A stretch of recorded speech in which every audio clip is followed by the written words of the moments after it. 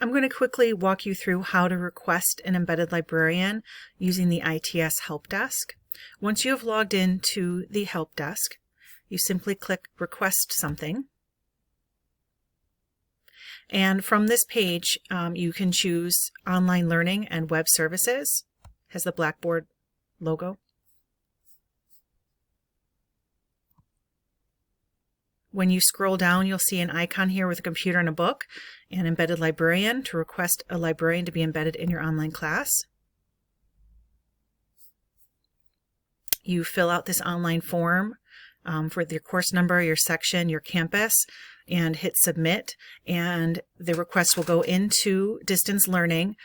Distance learning will then contact the embedded librarian liaison at your campus to assign the specific embedded librarian for your course.